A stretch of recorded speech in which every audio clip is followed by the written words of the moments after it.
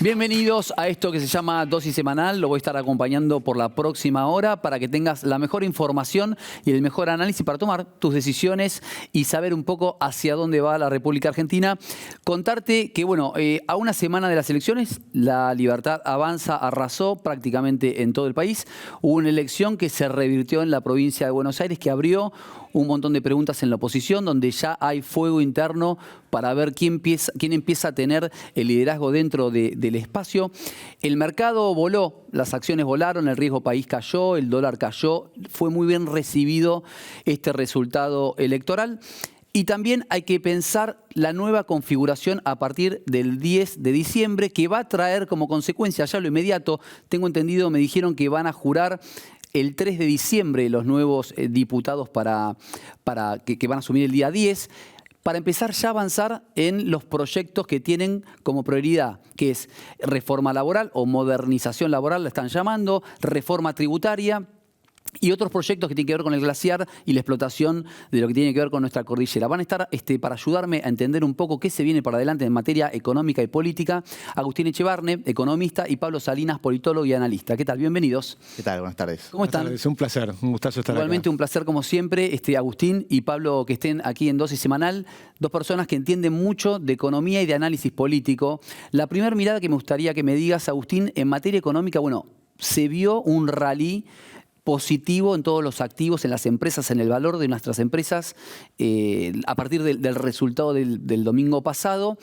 Hubo una baja del dólar y hubo un bajo fuerte del riesgo país, ¿no? ¿Qué significa esto para los argentinos? ¿En qué nos beneficia esto? Bueno, esto es muy importante porque es como que se ha evitado un escollo muy importante que tenía la Argentina, que era la posibilidad de volver hacia atrás. La posibilidad, porque nosotros tenemos una oposición que era una oposición antisistema. Entonces, la oposición antisistema te genera un riesgo binario. Si llegan a ganar, el riesgo país es infinito, el dólar es infinito, va todo para atrás. Al escaparse ese problema, fíjate que el primer día... El riesgo Cuca, que algunos dicen. Pero es que es así, pero eso tiene un sentido. El sentido es que no han pagado la deuda, cuando incluso en algún momento estuvieron 5 años sin pagar la deuda. Y Tayana te sigue diciendo que la deuda es impagable, y lo mismo puede decir Kicillof y demás. Es decir, no es como Lula en Brasil, o como puede ser una posición, incluso cuando gobiernan los socialistas en Chile. Son personas razonables. Ser antisistema y no pagar la deuda no es razonable, te genera un desastre total. Entonces, cuando eso se escapa, entramos ahora en un círculo virtuoso, que es lo que se viene, que estamos viendo, que es inmediato. Inmediatamente las acciones en la bolsa, o sea, las empresas en Argentina valen 40% más. Se escapa el riesgo Cuca, las acciones argentinas valen 40% más. El riesgo país vale la mitad de lo que valía hace algunas semanas atrás. La mitad, y va a seguir para abajo.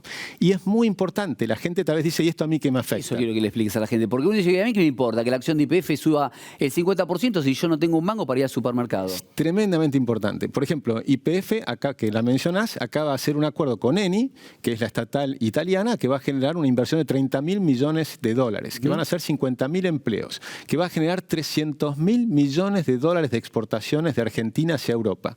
Eso solo es un solo proyecto, es espectacular. Para mencionar uno, pero en realidad son muchísimos proyectos que van a salir. El proyecto de OpenAI son 25.000 millones de dólares. Estás hablando de lo que la gente lo conoce como el ChatGPT. Bueno, esa inteligencia artificial, estamos en un mundo donde esa es la clave. Y Argentina va a ser parte de esa clave porque hoy tiene una alianza estratégica con Estados Unidos, que va mucho más allá de un swap o de un préstamo, sino que es una alianza estratégica porque Argentina tiene un montón de condiciones para ser un partícipe de ese mundo nuevo, porque tenemos energía barata, porque tenemos en el sur la temperatura adecuada para los data centers, porque tenemos tecnología nuclear, tenemos expertise en tecnología nuclear en las pequeñas plantas nucleares. Tenemos cosas muy especiales en Argentina y empieza esto que va a ser un círculo virtuoso espectacular. Pablo, tu primera mirada a partir del domingo, ¿no? Desde lo que fue el discurso del presidente para todo lo que ha pasado esta semana. Bueno, la foto del día viernes con todos los gobernadores, con todo el gabinete, salvo 4 gobernadores. ¿Qué lectura me estás haciendo del presidente de la Nación a partir de lo que fue el resultado del domingo? Creo que tuvo una reacción adecuada por el momento en relación a un triunfo que ni el propio gobierno, en la magnitud en la cual se dio, esperaba, particularmente en algunos distritos provincia de Buenos Aires. Dicho por él, ¿no? Dicho por el propio presidente y bueno, por su círculo más cercano de consejeros. Escuchaba recién, no estoy solamente tan de acuerdo, me encanta la visión optimista, no la comparto en tanto y en cuanto nosotros en Argentina venimos hace décadas con promesas de grandes inversiones que luego no se concretan, y es cierto que hubo una mejora en las variables financieras muy notoria y muy concreta, que hasta hace 10 días estaban estresadas, ahora están desestresadas, nadie nos dice que vuelvan a estarlo. Ojalá que no, de hecho, vivo en este país y todos los que quiero viven en este país, pero no lo sabemos, y lo cierto es que en el día a día, incluso en la migración del voto que ha tenido el oficialismo, ya se ve que los sectores medios y medios bajos no están empezando a acompañar. ¿Votó como voto el domingo pasado? La gente votó como votó principalmente porque en la oposición no tiene una oferta clara, no tiene una oferta nueva y no tiene un discurso del futuro para Argentina. Y hasta que eso no cambie, va a seguir votando a lo que consideren menos malo. Optó porque lo menos malo sea darle un segundo voto de confianza o de apoyo a este proceso político, y que el proceso político, por supuesto, habrá que ver si se lo va a devolver o no. Hay grandes problemas en la interna del gobierno, pero hay peores problemas aún en las internas de las oposiciones. Quiero mostrarles un poquito la foto, ¿no? Ahí tenemos la foto, si quieres mandarla a pleno, y ahora vengo acá a la pantalla a recorrerla. Esta es la foto del día viernes, una foto en la cual faltan 4 gobernadores, hay que decir, pero una foto de, si se quiere, un primer consenso muy importante. ¿Y por qué es esta foto? Yo creo que tiene varios análisis, me gustaría que ustedes me ayuden a terminar de desmenuzarlo. Uno tiene que ver con el consenso que entiende Washington que necesita la República Argentina para las reformas que va a encarar en esta segunda etapa. Y por otro, porque muchas de esas reformas le impactan impositivamente a los gobernadores, ¿sí? Llámese el IVA, que quieren desdoblar el IVA de lo que tiene que ver en lo que es el IVA nacional respecto a lo que cada provincia salga a competir con su propio IVA, como también en ganancias en los trabajadores, que también impacta eso en los gobernadores. Ahora, ¿por qué la urgencia y también la declaración, que la vamos a ver ahora en instantes cuando lo tengan en puerta, me decís que va a hacer una visita a 2 provincias por lo menos por semana? Dice el presidente Javier Milei, que también es una novedad en su agenda. ¿Lo tenemos eso para verlo? Cuando va aprendiendo a hacer un trabajo se vuelve más productivo. Así que ahora, por ejemplo, una de las cosas que incorporamos es que vamos a viajar a 2 provincias por mes. ¿Ah, sí? ¿Nosotros quiénes? ¿Quiénes van a viajar? Tío, por lo menos mi hermana y yo seguro.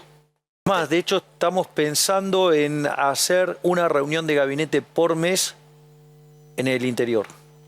Acá hay un cambio muy fuerte del presidente, que hasta hace un tiempo atrás los gobernadores también eran parte de la casta. Bueno, creo que hay un cambio claro de actitud, de buscar consensos, de empezar a pisar el territorio. Inclusive plantea una reunión de gabinete, ¿no?, en las provincias. Lo que pasa es que lo que el gobierno en campaña, no en campaña porque cuando es gobierno, pero durante la campaña anterior hasta que se fue gobierno, la casta era el sistema político. Bueno, hace 2 años Milei es parte del sistema político. Ya está dentro de las leyes de la casta. Esto cambió, el cambio posicional es muy claro. Me parece espectacular que se recorra el país porque es un presidente que hasta ahora hay 10 provincias a las cuales no visitó y casi vamos 2 años de gobierno. Es una gran noticia, creo que para todos los argentinos. Muchos en esas provincias votaron en 2023 y volvieron a votar ahora por Milei, poderlo tener cerca y más cercano a los problemas del federalismo. ¿Qué te parece este nuevo...? Yo coincido que la foto esa que estamos viendo es muy buena. Creo que esa foto muestra a lo que viene en Argentina, que son acuerdos fundamentales. Son acuerdos que es ir a la racionalidad. Pues nosotros como think tank en Libertad y Progreso hemos venido hablando con los radicales, con la coalición cívica. Todos sabían que la reforma laboral o la modernización laboral es súper importante y necesaria. Bueno, ahora es el momento de hacerla. Entonces, ¿y por qué es urgente? Es urgente porque eso implica bajar el empleo negro. El empleo negro son las personas que tienen menores ingresos. O sea, si reducís el empleo negro, estás mejorando el nivel de ingresos. Pero además aumentás la cantidad de gente que hace aportes al sistema previsional. Por lo tanto, puedes aumentar las jubilaciones. Entonces, vas a estar en el futuro, por supuesto que no es soplar y hacer botellas, eso te lleva un tiempo, pero vas a estar mejorando los salarios de los más pobres y vas a estar mejorando las jubilaciones. Vas a estar mejorando un montón de otras cosas. Si hacemos la reforma impositiva, vas a estar aumentando la cantidad de empleo también por el tema de las pymes. Las pymes van a tener menor costo laboral, no menores salarios, sino menor costo laboral y menor costo de litigio privilegios laborales, que es importantísimo. Entonces las pymes, que son las que generan empleo, que pueden generar 1 millón de empleos nuevos en Argentina, lo van a hacer porque les vas a dar las condiciones para hacerlas. Quiero sumarme a esto que estás diciendo porque Milei hablaba de lo que es la modernización laboral. Lo escuchamos y vuelvo con vos. A ver, dale. Algo muy importante. Es modernización laboral. Argentina tiene un régimen laboral que tiene cerca de 70, 80 años y está absolutamente anacrónico. Anacrónico. ¿Sabe cuándo usted se da cuenta que el régimen laboral en Argentina es anacrónico y no funciona? Cuando usted tiene que la mitad de los trabajadores están en el mercado informal. Digo, eso le rompe los ojos a todos. Es decir, hasta los propios sindicalistas por abajo, atrás de las cámaras, lo admiten. Sí, pero acaba de decir la CGT que de ninguna manera, que esto es lo mismo que el decreto 70. Mentira. Pero ahora voy de vuelta. Okay. ¿Cómo funciona esto? Porque dicen que la gente va a perder derecho. No, no pierde derecho. La gente gana derecho. Porque los que están en el sector informal, ¿cuántos derechos tiene? Ninguno. No. Ninguno. ¿Ok? Acá hay algo muy importante. Vení. Un poco quería llegar ahí, ¿no? Porque claramente cuando uno habla con el sector sindical, los que representan, que están en blanco, te hablan de este temor, de la pérdida de derechos sobre los que tienen empleo y registrado, que es la mitad. La mitad de la gente que trabaja en toda la República Argentina tiene empleo registrado y la otra mitad no lo tiene.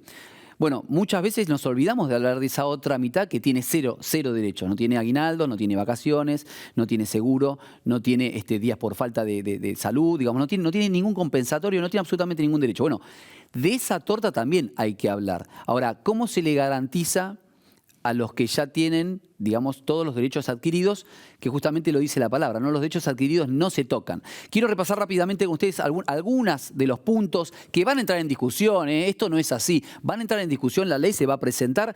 El Congreso, las dos cámaras quedaron con un número que van a tener que discutir. No es que van a entrar los proyectos y así como entran, van a salir. La reforma laboral que se viene o la modernización laboral que se viene, dice jornada laboral. El proyecto contempla una ampliación de la jornada laboral que podría extenderse hasta un máximo de 12 horas diarias. Vacaciones, se partiría el fraccionamiento del periodo de vacaciones, lo que habilita a los trabajadores a tomar sus días de descanso en partes, según acuerdos que se establezcan. Indemnizaciones en cuotas. Para las pequeñas y medianas empresas se establece la posibilidad de abonar las indemnizaciones y multas derivadas de sentencias judiciales en hasta 12 cuotas mensuales. Y dame la otra, que rápidamente y vuelvo acá con los invitados. Flexibilización de convenios. La propuesta autoriza la implementación del sistema de banco de horas y otros esquemas laborables flexibles, los cuales se podrán negociar mediante los convenios colectivos de cada sector. Salario en especies. Se recupera la opción de abonar porción del salario a través de prestaciones no dinerarias, como pueden ser vales de comida, los famosos ticket canasta. Y por último, incentivos fiscales, que esto me parece que es fundamental, otorgar beneficios fiscales a las pequeñas y medianas empresas para fomentar la contratación de nuevo personal. Bueno, vuelvo con ustedes. Estos son algunos de los puntos. ¿Cómo lo ves? Digo, ¿va a haber un Congreso permeable, una reforma laboral que siempre fue muy resistida? Va a estar difícil, los números están muy empatados, hay actores que van a desempatar, gobernadores, por eso la foto del viernes, claramente eso es un punto, o que conocimos el viernes, un punto que tenemos que ver, y lo segundo que tenemos que ver es que también hay bloques intermedios que no tienen gobernador, que fungieron de aliados en el 2024 con el gobierno, ahora no están tan cercanos, pero bueno, ha vuelto a cambiar la ecuación de fuerzas y eso puede volver a cambiar. Yo lo único que espero que si con todo lo que vos acabas de explicarnos va a ir al Congreso, que se discuta en profundo, pues si no habría que ponerle asamblea, abolir la asamblea del año 13 directamente, si eso es tal y como lo acabamos de leer. Ok, vos lo interpretás así. ¿Agustín? Yo al revés. Yo creo que la flexibilidad es volver a la libertad. O sea, que es todo lo contrario. Lo que se está terminando son los que se tiene que terminar, y faltan muchas cosas de las que te faltan allí, son los privilegios de los sindicatos, que es una cosa distinta. Te explico, por ejemplo, un tema, los plásticos. El gremio de los plásticos le saca un 10% de todos los sueldos a todos los empleados por toda la vida, todos los meses de su vida. ¿Sabes cómo se lo saca? 2% por aporte solidario. Y 8%, ¿sabes por qué? ¿Por qué?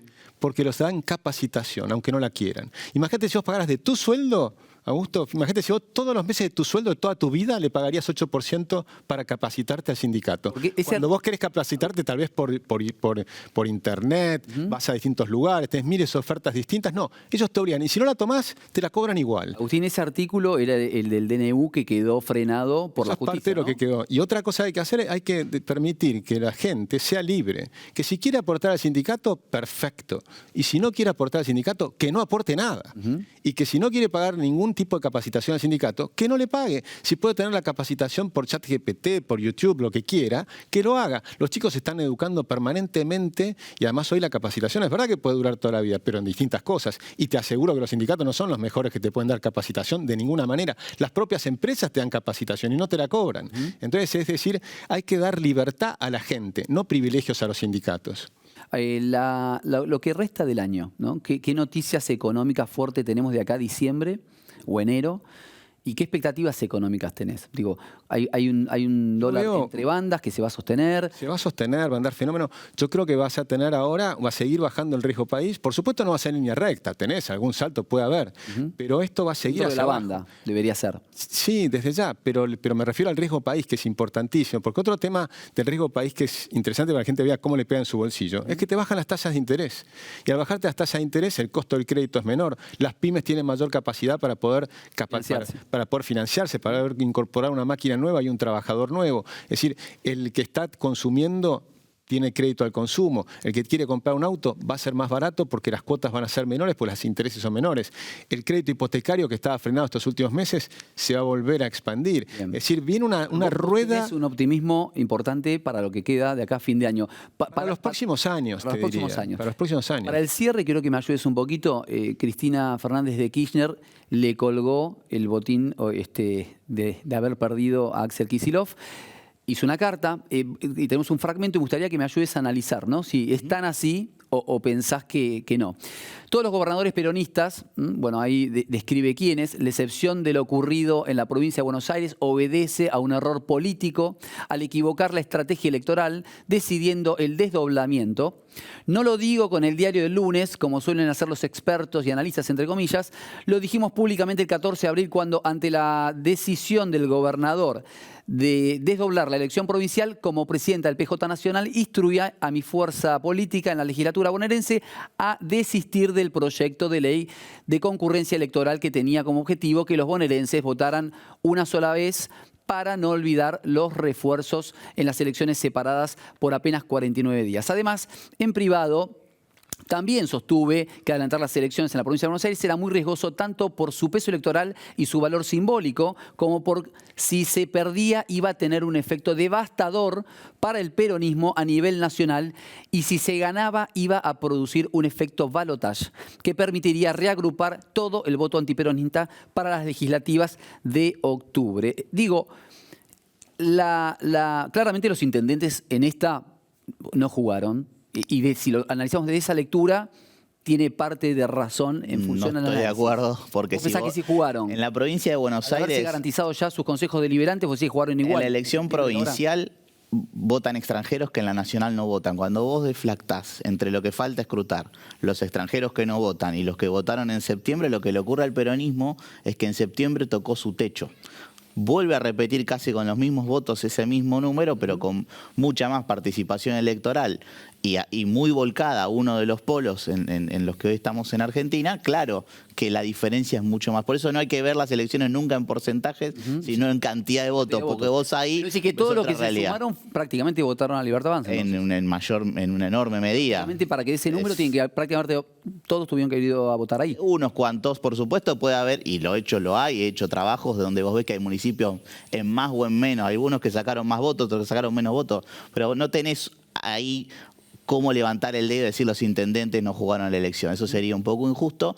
Lo que creo que ocurre con esta carta que hace la presidenta del Partido Justicialista es, lamentablemente, volverle a ofrecer a los votantes peronistas la lectura de una interna irresuelta que hasta que no ocurra una verdadera interna partidaria, como lo que tendría que ocurrirle al peronismo, donde defina cuál va a ser el rumbo de las distintas políticas para adelante, vamos a seguir en esto y vamos a seguir echándonos la culpa de contrafáctico. No hay forma de saber que no hubiera pasado.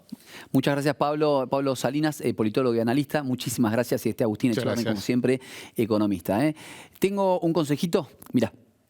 Así se ve un sistema de movilidad integrado. Y así se siente hoy. Colectivos de la ciudad más modernos con cámaras y nuevo sistema multipago. Estaciones renovadas y más cámaras de monitoreo. Todo conectado. Buenos Aires Ciudad. Muy bien, y ahora sí llegó el momento del consultorio de todos los domingos con la doctora Natalia Ponce de León. ¿Qué tal, Nati? ¿Cómo estás? ¿Cómo estás, Augusto? Bienvenida. Buen domingo, gracias. Buen domingo. Buen domingo. Como siempre, hablando de jubilados. Siempre hablando de jubilados, con todas las novedades, con todo lo que tenés que saber. Hoy tengo la alegría de este domingo porque tenemos una buena para contar. Exacto. Una buena.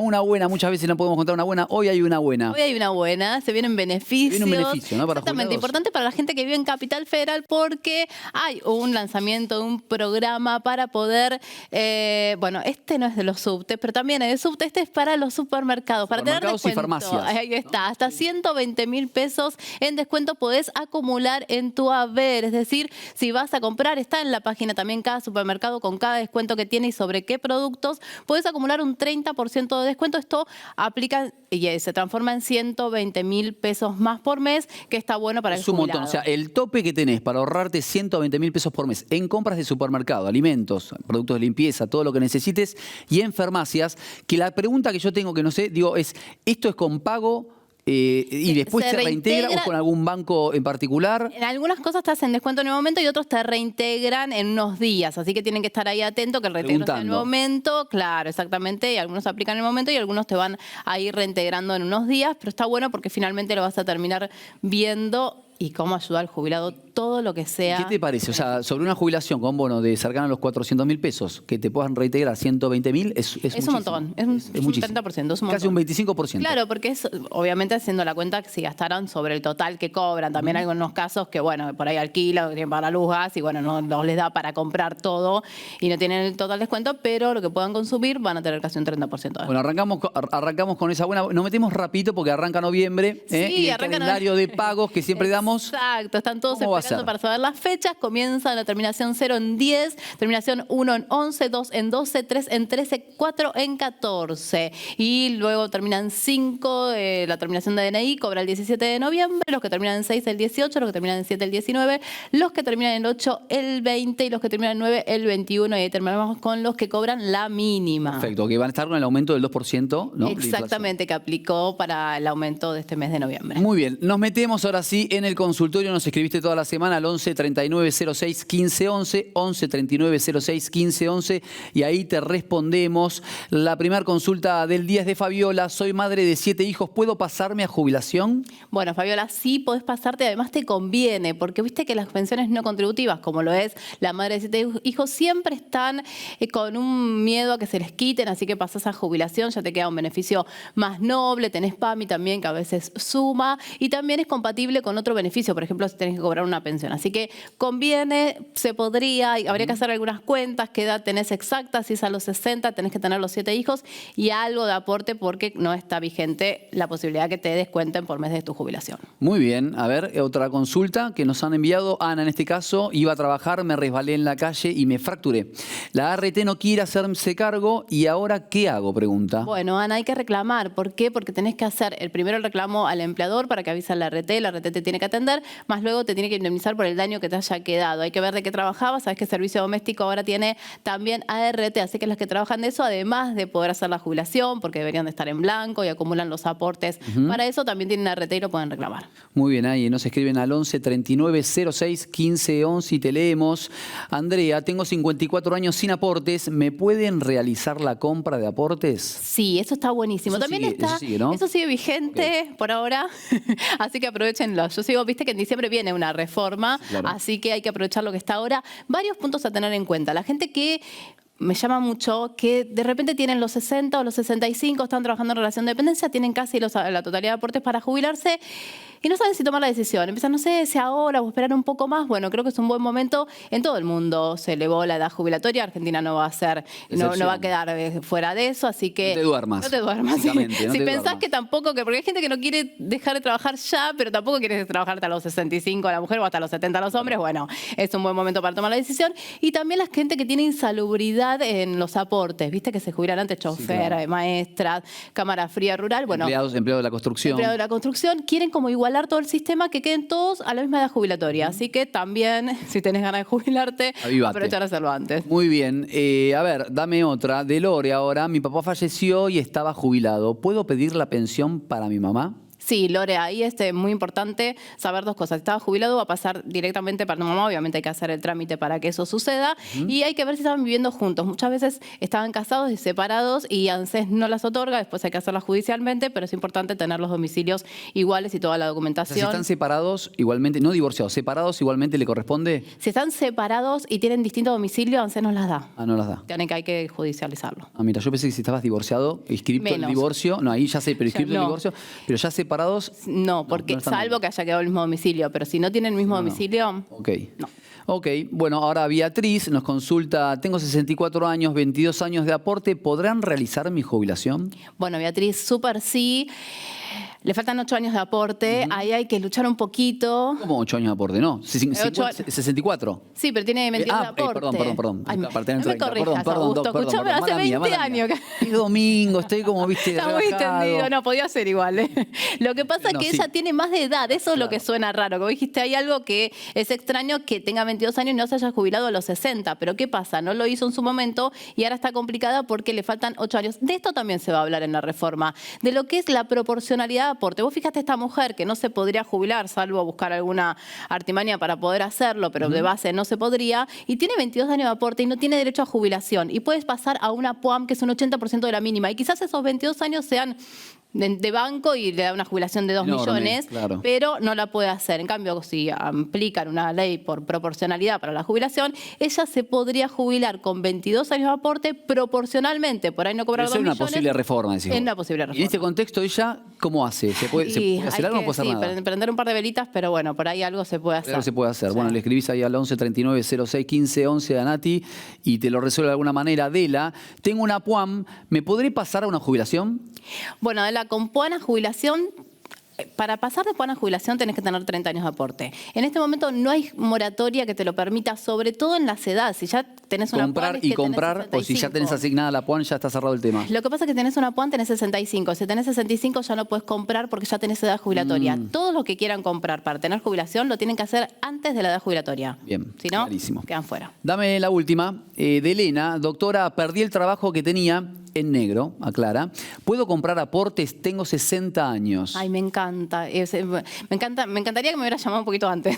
Y claro, con 60. Claro, no esperan a los 60. Vos sabés que lo leo todo el tiempo. Me da Eso es una muy importante, pena. Digámoslo porque Sí. tenemos muchos mensajes que nos llaman ya con la edad. Es que capaz que 2 meses antes ella se ganaba una jubilación para toda la vida. En cambio, los 60, y esto porque falta comunicación, porque se piensa que ya vamos a los 60 y me jubilo, y no, hay que llamar antes porque si no, de verdad, no se puede hacer nada. Escúchame bien, si estás con 59 años y 11 meses, llama al 11 39 06 15 11 y no te pierdas la oportunidad de hacer el trámite para jubilarte, porque una vez cumplido 60, si sos mujer, y 65 si sos hombre, estás out. Exacto. Ya no te puedes jubilar. Exactamente. Nati, ¿a qué redes sociales te siguen? Natalia Ponce de León o Jubilate en Vivo por YouTube.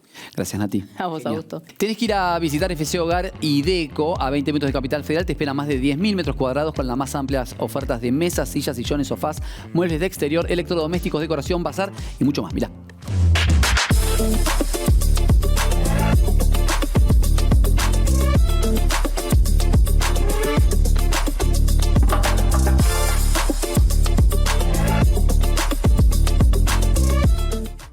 FC Hogar y Deco es la tienda de hogar y decoración más grande del país. Visitarlos también en www.tiendafc.com. Y uno de los segmentos que más me gusta de cada domingo, que tiene que ver con nuestra salud, con reconocernos, con darnos ese espacio para cuidarnos, ¿no? Para cuidar nuestro cuerpo, que es el que nos va a acompañar toda la vida. Y hoy nos visita la licenciada Florencia Mimbelli, que ahora me va a decir bien seguramente que dije mal su apellido y se lo pregunté antes de salir al aire, que es fonoaudióloga y especialista en neuropsicología. Bienvenida, ¿cómo estás? ¿Tu apellido era? Mimbiel. Ahí está, Mimbiel, perdón, no, lo dije mal. No hay perdón, problema, no hay problema. Bueno, a ver, uno de los temas muy importantes que tiene que ver con el reconocimiento de los ACV y qué síntomas previos, si es que existen. Cuando digo previos, no digo previos en lo inmediato, sino en los días previos que tenemos que estar sensibles y atentos a que si suceden, bueno, tomar nota e ir a ver al médico. Sí, muchas veces están asociados a dolores de cabeza, quizás hay gente que suele tener recurrentemente dolores de cabeza, por ahí mareos, desorientación, pero generalmente los síntomas que conocemos son los que suceden en el momento en el que está ocurriendo el ACV, que son la caída, la desviación facial, digamos, la sonrisa, debilidad en un miembro, en el brazo o en la pierna, dificultades con el equilibrio y sobre todo la pérdida en el habla. ¿Sí? La incapacidad o para entender al otro o para querer hablar. Todos esos síntomas nos hablan de que la persona podría estar transcurriendo un accidente cerebrovascular, que es una emergencia médica que necesita ser atendida cuanto antes. Bien, baja un poquito si puedes el retorno en el piso, Dire. Vos decías que digamos, los síntomas que empiezan a aparecer. Ahora, no necesariamente, ¿no? Algunos de esos síntomas tienen que ver con un ACV. Ahora, dentro de lo que son un ACV, por supuesto me imagino también que hay niveles, ¿no? de ACVs que son más graves, más severos y otros que no tanto. ¿Todos tienen el mismo tratamiento? Va a depender del tipo de ACV. Los ACVs pueden ser isquémicos o hemorrágicos, cuando hay una ruptura de un vaso o cuando hay un trombo o un coágulo que impide que la sangre irrigue determinada área del cerebro.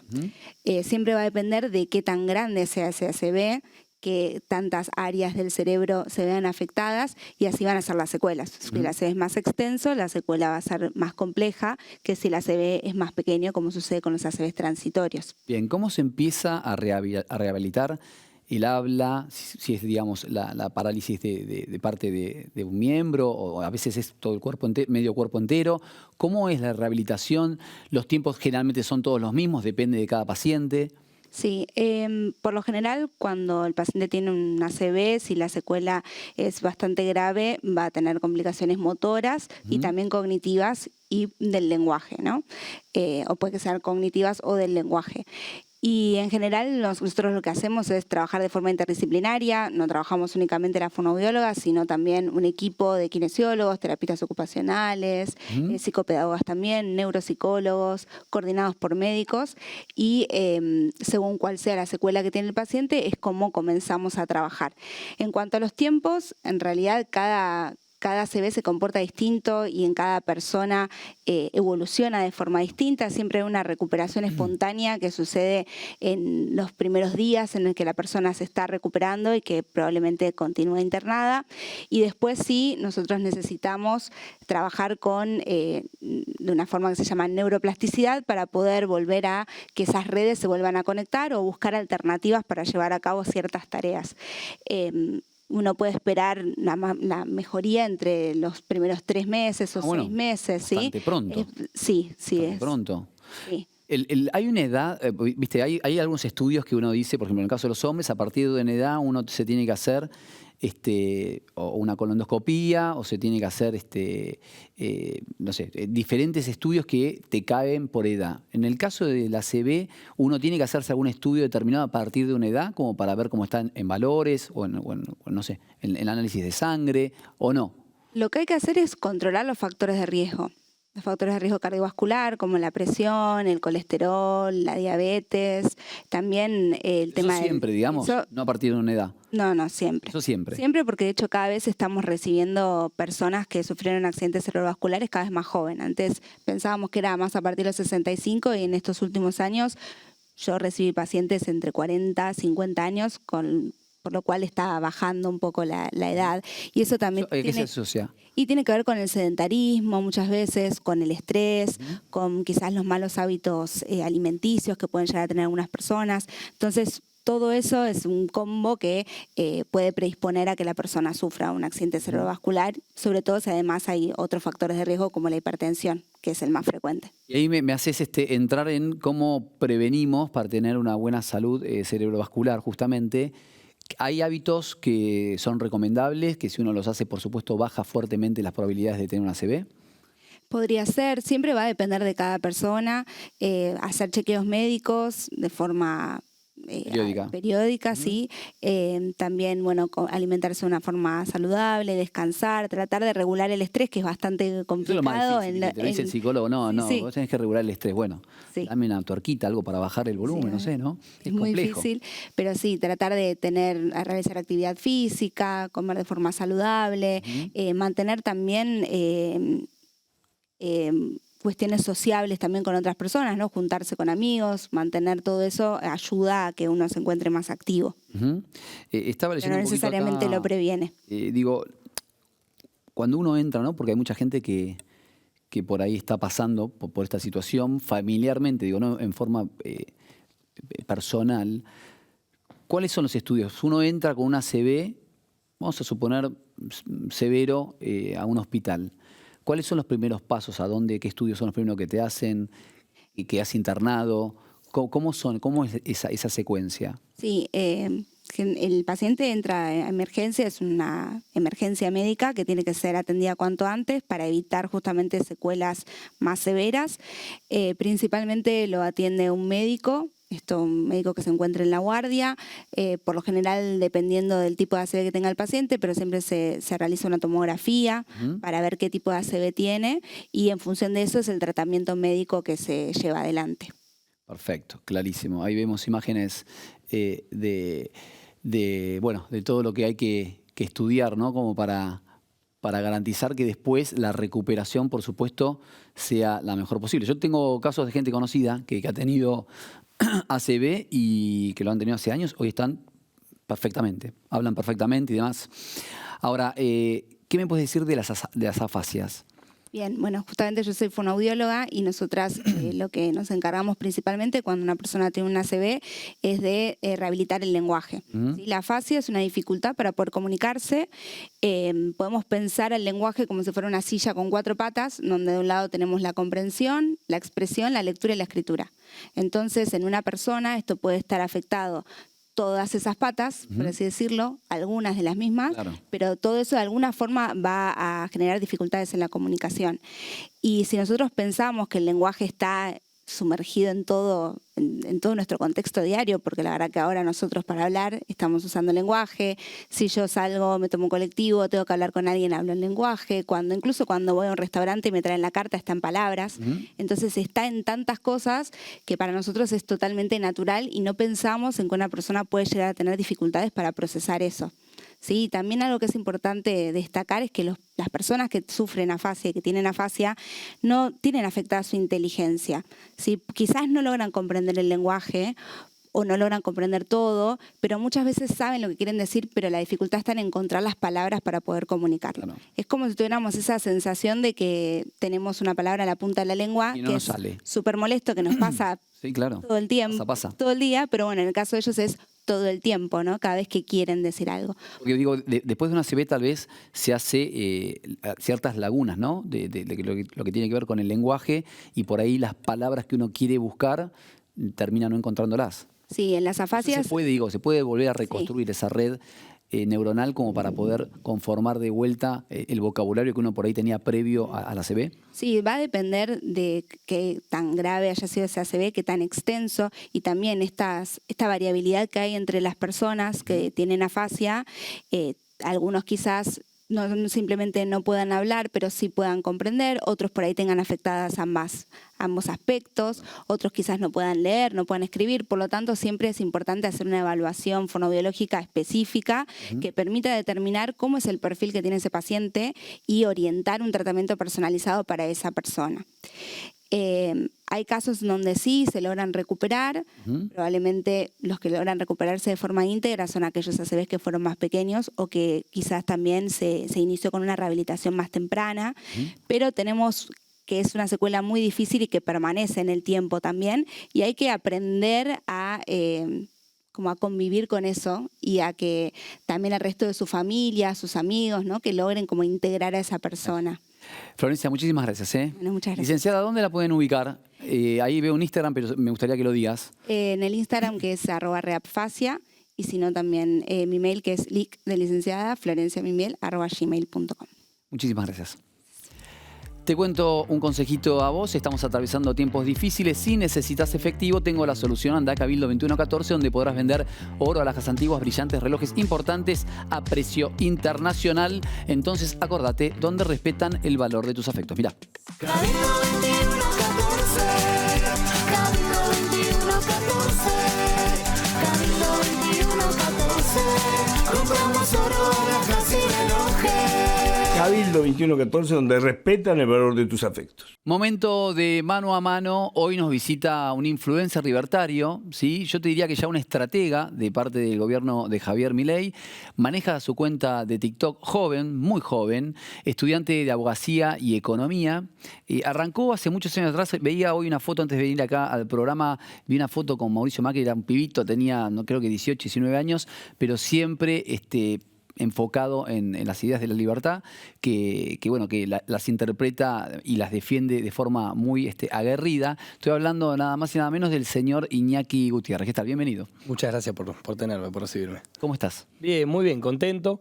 Contento por el resultado del domingo pasado, pero también me parece que hay una responsabilidad muy grande por parte del gobierno nacional de lo que queda y de estos 2 años que quedan de gobierno, de llevarle a los argentinos las reformas que prometimos, ¿no? ¿Por qué la gente votó el domingo pasado como votó? Yo identifico varias razones. La primera es que fuimos la única fuerza política que propuso algo más allá del Frente de Izquierda, Fuerza Patria y Provincias Unidas, que también propusieron algo que era frenarnos a nosotros. Esa fue la única propuesta que yo escuché de forma fehaciente por parte de las demás fuerzas. Creo que eso nos puso en un lugar de ventaja porque éramos los únicos que proponían algo para adelante, que llevaban una agenda de reformas como puede ser la tributaria, como puede ser la penal y como puede ser la laboral. Y creo también, en segundo lugar, que la gente eligió no volver al pasado, digamos. Eligió que el presidente Milei continúe haciendo las reformas que venía haciendo. Muchas se hicieron en el plano ejecutivo, como podría ser lo que tiene que ver en materia de seguridad con haber bajado los homicidios. Hoy la Argentina es el país más seguro de la región y tiene los índices de criminalidad más bajos de los últimos 25 años. O qué sé yo, en Rosario hemos bajado un 80% de los crímenes donde intervienen las fuerzas federales el año pasado. Y creo que eso correspondía a lo que podía hacer el Ejecutivo. Mismo emisión monetaria. Eso es lo que el Ejecutivo podía hacer bien. ¿Cómo se portó el Legislativo? Bueno, el Legislativo no acompañó en muchas cosas la agenda del presidente Milei, incluso bastardeó mucho el plan económico. Y creo que la gente eligió que el presidente Milei tenga estabilidad. ¿Crees que en la sociedad entró el concepto de que no se puede gastar más de lo que entra, de que la inflación es un impuesto fuertísimo para lo que es el poder adquisitivo de la gente y los trabajadores, que hay algunas consignas que definitivamente vinieron para quedarse? Porque esta discusión es de toda la vida, ¿no? De toda la vida. Pero en esta etapa, ¿vos crees que la gente hoy interpretó realmente que la emisión monetaria genera inflación? Totalmente, porque eligieron eso, votaron eso, entendiendo eso. Entendieron que hay máximas que no se tocan en el mundo hace 50 años y que por más de que haya opiniones encontradas en la Argentina, la solución es una sola. El presidente Milei, digo, para que entendamos también la importancia, porque es uno de los pocos presidentes, o te diría el único presidente en la historia, que presentó un libro que se llamaba El fin de la inflación un mes antes de asumir, y terminó con la inflación, porque hoy por hoy la Argentina, de lo que veníamos a lo que tenemos, es ínfimo, igual continúa en un camino descendente. La inflación es el mismo, lo dice el mismo presidente, la inflación es del 30% anual, es un disparate, por supuesto, de donde veníamos. Es que no podemos escindirnos de donde venimos, ni escindirnos de la serie histórica, ni escindirnos de que venimos de un 25 a un 1,9, y todo eso con un alto clima de volatilidad política. Imagínate a lo que va a seguir bajando ahora, que no tenés, si querés, la complicación de una elección a un mes o a 2 meses, que siempre en la Argentina eso es... altera todos los indicadores. Inclusive nosotros empezamos a experimentar una suerte de estancamiento con respecto a la actividad, por culpa un poco también de eso, del bastardeo del plan económico por parte del Congreso y del clima de altísima volatilidad preeleccionaria que tiene la Argentina. Viene una etapa de más consensos, viene una etapa de más diálogo, anunció en una de las entrevistas, lo veíamos hace un rato en el primer bloque, que va a meter 2 viajes a las provincias mensuales. inclusive está planificando hacer reuniones de gabinete en el interior del país. Digo, vienen momentos de más diálogo, de sentarse con gobernadores, sentarse con intendentes, de territorialmente empezar a unificar más la Argentina. ¿Esta Argentina tan engrietada? Viene necesariamente un momento de consensos porque inclusive con la nueva composición de la Cámara nosotros no tenemos los números para sacar las reformas que los argentinos votaron, aunque los argentinos sí, si vos te pones a ver el porcentaje de voto por fuerzas y cuántas bancas dan ese porcentaje de votos, el Congreso que eligió la Argentina es reformista.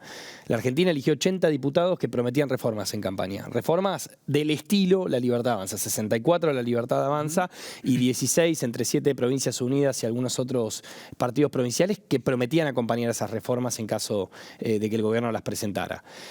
Es necesario, digamos, de vuelta, los argentinos votaron reformas, nosotros no podemos por nuestra, digamos, por soberbia o por impericia no sacar esas reformas, ni ponernos tampoco en una línea en la cual no estamos dispuestos a sentarnos a charlar con todos estos demás sectores que, al fin y al cabo, son los votos que nos faltan, digamos. Vos hacés los números, más o menos hoy, La Libertad Avanza más PRO ronda los 110 diputados, el bloque de Provincias Unidas en los 20. Bueno, ahí hay algo para conversar. Hay algo para conversar con los bloques de otros gobernadores que también están dispuestos a ir camino a esas reformas. Y entendemos que es lo que la gente votó, así que es necesario que haya consenso. ¿Entendés que en esta etapa, digo, hubo anuncios post-elecciones del presidente y de hecho, bueno, se jactó de haberlas hecho post-elecciones, al decir que no hacía, fabulosos, digamos, anuncios populistas en términos de en función a la elección, de algunas mejoras si se recompone lo que tiene que ver con el impuesto a las ganancias de los trabajadores,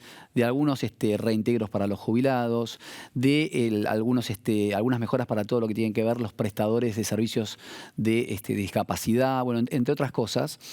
Se viene una etapa donde empezamos a trabajar también en función a ajustar a los que, digo, la están peleando más de abajo.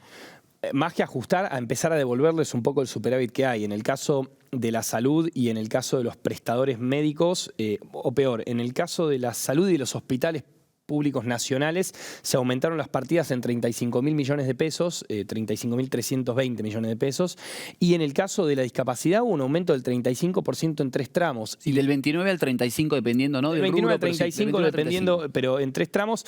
Pero me quiero quedar con la parte más importante. Lo hacemos 3 días después de ganar las elecciones. No se nos ocurrió hasta que no estaban dadas las condiciones económicas y hasta que no se pudiera efectivamente hacer un análisis y un anuncio que no impactara de forma electoral, porque somos, de vuelta, una fuerza política que entiende a ver, la única fuerza política que no aumentó el gasto público en un año de elecciones en toda la historia argentina, para hacerlo más fácil. Este es el primer año en la historia argentina que el gasto público no se expande en un año electoral. Histórico, único, y la gente nos paga votándonos, la gente nos paga con 64 diputados nacionales, la gente nos paga con 13 senadores nacionales. Y la ley de bases, digamos, para no caer en tecnicismo con la audiencia, pero ¿cuál va a ser lo troncal de la ley de presupuesto que van a mandar como prioridad, ¿no? De agenda y legislativa, sobre todo? El presupuesto ya está enviado hace un mes. Sí, pero digo, ¿cuál va a ser, contándole a la gente, digamos, la columna vertebral de ese presupuesto? El equilibrio fiscal. El superávit fiscal, que es lo que la Argentina no puede tener hace un montón de tiempo. Y acá explico. Ustedes me dirán, no, pero estos 2 años tuvimos superávit, dice el presidente Milei. Claro, no con un presupuesto. Tuvimos superávit porque el presidente Milei quiso que tengamos superávit. Ahora bien, es muy difícil a veces que el Congreso quiera que tengamos superávit. Y eso es algo que, digamos, a nosotros nos costó 2 años una composición del Congreso que nos pueda acompañar en esa materia. De vuelta, cuando es algo que en el mundo no se debate, en el mundo ni en la Argentina ya, porque esta es otra cosa. El nuevo Congreso que se eligió demuestra que las agendas que venía trayendo el viejo Congreso o el Congreso actual no eran las agendas de la Argentina. Si no hubiesen acompañado, hubiese ganado Fuerza Patria con la inmensa mayoría y no fue así. Es decir, cuando nosotros escuchábamos ese Congreso sesionar y los referentes, dirigentes, diputados nacionales, senadores de La Libertad Avanza decían esta no es la agenda de la Argentina, y los diputados nos respondían no, claro que sí, bueno, a las vistas quedó que no. En el nuevo presupuesto lo que se trata de ponderar con mayor importancia es que la Argentina no gaste más de lo que entra a través de un presupuesto. Y también el hecho de tener, digamos, Hoy podemos tener una idea de cuánto va a ser la inflación, ¿se entiende? Hoy podemos tener una idea clara de cuánto va a ser la inflación el año que viene, cosa que antes no pasaba porque tenías series en las cuales subía, bajaba. ¿Por qué? Porque tenías precios cuidados. ¿Por qué? Porque tenías subsidios a la energía. ¿Por qué? Porque tenías subsidios al transporte. Entonces, ¿cómo se manejaban esos subsidios? ¿Hasta cuánto se aumentaban? ¿Hasta cuánto se reducían? Y lo mismo con respecto a la volatilidad que tenía la Argentina, no te permitían tener ese tipo de previsibilidad, con lo cual... Sí. No, perdón, terminé la idea y te quiero hacer una pregunta y tengo que ir al corte, pero terminé esta idea y te pregunto algo más. El presupuesto lo que busca es eso, es equilibrio fiscal, previsibilidad y recuperación de sectores que han hecho un esfuerzo muy grande. Prevé un aumento del 17% en educación, del 18% para los jubilados, del 23% para la salud, del 29% al 35% ahora el aumento que se ha dado a los discapacitados. Así que es un presupuesto que busca...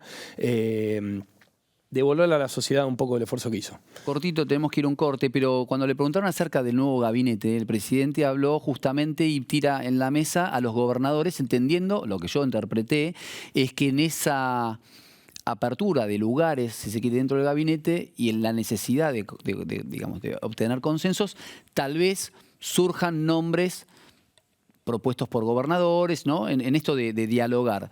¿Vos entendés que tiene que haber un gabinete más transversal? También en eso estuvo la reunión del viernes pasado, la cena que tuvo Mauricio Macri con Javier Milei. Digo, ¿tiene que haber nuevas personas dentro del gabinete que por ahí no sean tan puros para Javier? Tiene que haber un gabinete que pueda sacar las reformas que la Argentina necesita. Digamos, si vamos a tener un gabinete absolutamente puro, que nos deja con las reformas que la Argentina necesita y que la Argentina votó, no que el gobierno necesita, digamos, habremos fallado, ¿se entiende? Habremos fallado si nosotros tenemos un gabinete puro, pero que esas reformas no salgan. Con lo cual, de vuelta, yo creo que es un momento histórico en el cual la Argentina y el gobierno y el presidente Milei tienen la oportunidad de dar vuelta años y años de fracaso en materia de acuerdos parlamentarios que duren, porque de vuelta, vos hubieses tenido 129 diputados el día domingo pasado, tenías para hacer la reforma solo, no sirve. En 2 años vuelven las cosas para atrás si vos no las sacás hablando, si vos no las conversás con gran parte del arco político. Está muy bueno esto que decís, porque parecía, digamos, que el espacio, el partido de gobierno, digamos, no tenía esa... Hubo que hacerse de una identidad personal para que pase lo que pasó el domingo pasado. Ganaste en 16 provincias, le ganaste a estos gobernadores que vos invitaste, pero necesitabas también ganarles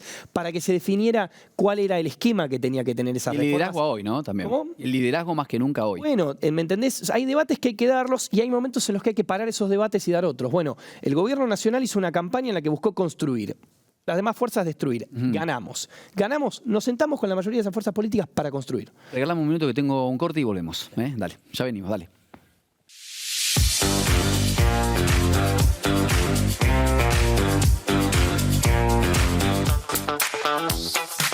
Ya aquí de vuelta, últimos 5 minutos acá charlando con Iñaki Gutiérrez. Iñaki, sos un referente de la juventud, sos una de las personas que quiero que le cuentes a la gente también. Vos, ¿cuál es tu función dentro del gobierno? Yo no formo parte del gobierno. No sé, pero ¿cuál es la función que cumplís extra o por fuera del gobierno? Yo lo que hice en estos 3 meses fue acompañar la campaña de mi partido, que es La Libertad Avanza, que se da si se quiere... El momento histórico en el cual también forma parte del gobierno, pero el día de mañana no está, me van a ver igual haciendo campaña por los candidatos de La Libertad Avanza.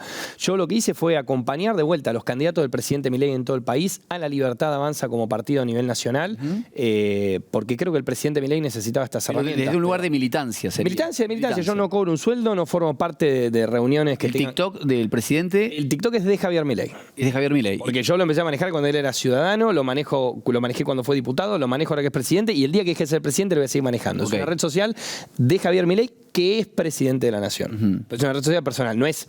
A ver, que cuando él habla, está hablando del presidente sin ningún lugar a dudas. Ahora, no es una cuenta como la de oficina del presidente de la República Argentina o la del Ministerio de Justicia. Bien. ¿Qué pasa con la juventud de hoy? ¿No? Uno recuerda la juventud de los 70, de los 80, de los 90, generalmente tenían ideas más de centro-izquierda, ¿no? La juventud, digamos, entendía los gobiernos o los derechos a partir de otras doctrinas. ¿Qué pasa con la juventud de hoy?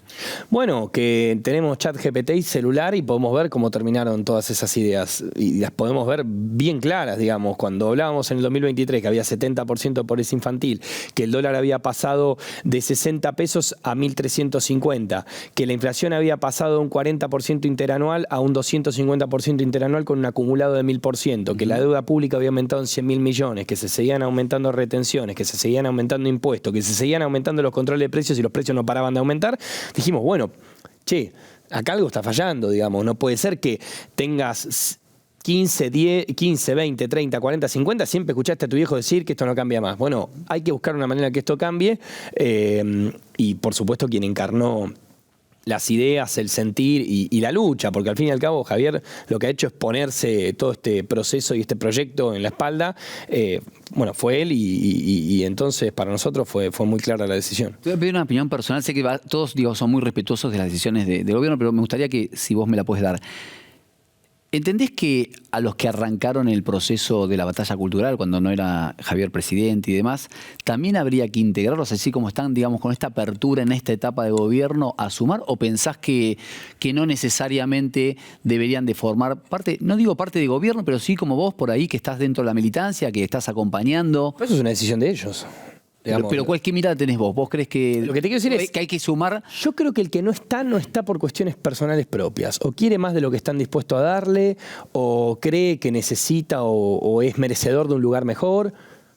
Yo podré tener 2 millones de seguidores en todas mis redes y a mí me vas a ver viajando en bondi con los pibes de la Juve de Jujuy a Palpalá. Y bueno, digo, yo no creo que me tenga que llevar un... ¿Te bardean mucho en la calle? ¿Te toca o no? Me putean así como me abrazan. Digo, yo camino la calle en serio y camino el país en serio y sí, me como 1000 puteadas y me como 1000 abrazos, sí. O sea, de los dos. ¿Cómo es el país? Binario. El 40-30 que sacamos en las elecciones, en la calle no se ve como 40-30, porque un día capaz te cruzas 80 claro, a un lado y en otro día capaz te cruzas a 100. Porque, digo, lógico, pero no pasa nada. Yo, digamos, entiendo que milito un proyecto y un partido de país, y un proyecto político y un modelo de país, y que hay gente que puede no gustarle. Obviamente el límite capaz es la violencia, si querés, en lo que alguien me venga a atacar, pero si me insultan, yo entiendo. Es más, veo del otro lado a alguien, aunque para mí equivocado, que quiere lo mismo que yo. Que quiere que a la Argentina le vaya bien, con todos los matices y las inmensas diferencias que podemos tener. Veo un tipo que ama a la Argentina. No me puedo enojar. Iñaki, para cerrar, ¿un sueño? Que la Argentina, digamos, logre salir de la situación en la que la encontramos en 2023, y esto significa que la gente pueda vivir en paz en materia de inseguridad y que la gente pueda desarrollarse en libertad en la Argentina y pueda cumplir sus sueños. Muchas gracias. Un gusto. A ustedes, como cada domingo, los espero aquí, por la pantalla de Canal 9 a las 16 horas. Chao.